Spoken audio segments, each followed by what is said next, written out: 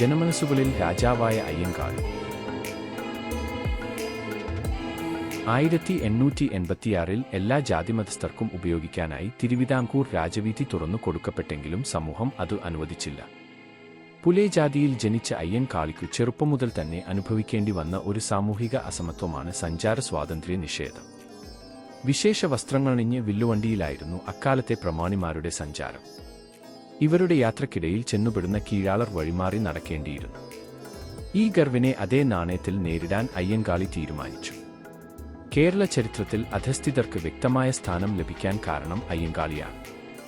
തമിഴ്നാട്ടിൽ നിന്നും വാങ്ങിയ വില്ലുവണ്ടിയുമായി തിരുവിതാംകൂറിന്റെ രാജവീഥിയിലൂടെ കടന്നുവന്നത് മുതലാണ് അയ്യങ്കാളി നവോത്ഥാന രംഗത്തേക്ക് ശക്തമായി കടന്നുവരുന്നത്. മുണ്ടും മേൽമുണ്ടും വെള്ള ബനിയനും തലപ്പാവും ധരിച്ചു പൊതുവീഥിയിലൂടെ സാഹസിക യാത്ര നടത്തി. സവർണ ജാതിക്കാർ ഈ യാത്ര തടഞ്ഞു. അയ്യങ്കാളി തന്റെ കയ്യിലുണ്ടായിരുന്ന കത്തി വലിച്ചൂരി സവർണരെ വെല്ലുവിളിച്ചു.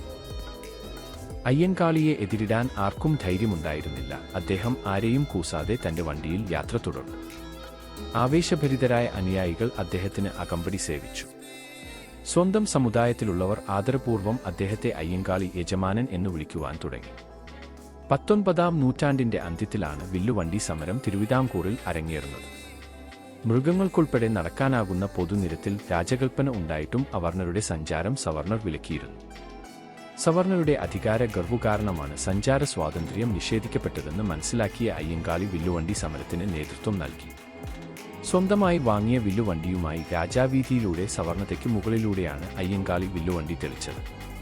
തുടർന്ന് ഗാന്ധിജിയായുള്ള കൂടിക്കാഴ്ച അയ്യങ്കാളിയുടെ വിപ്ലവ ധൈര്യത്തിന് പുതിയ മുഖം നൽകി. മഹാത്മാഗാന്ധിയാണ് അയ്യങ്കാളിയെ ആദ്യമായി പുലയരുടെ രാജാവ് എന്ന് വിളിച്ചത്. സഞ്ചാര സ്വാതന്ത്ര്യത്തിനു വേണ്ടി അയ്യങ്കാളി നടത്തിയ ഒറ്റയാൾ പോരാട്ടമായ വില്ലുവണ്ടി സമരം കേരളത്തിന്റെ എക്കാലത്തെയും രാഷ്ട്രീയ ചരിത്രത്തിൽ തീരോദാത്തമായ സംഭവമായി സുവർണ ലിപികളിൽ എഴുതപ്പെടേണ്ടതാണ്.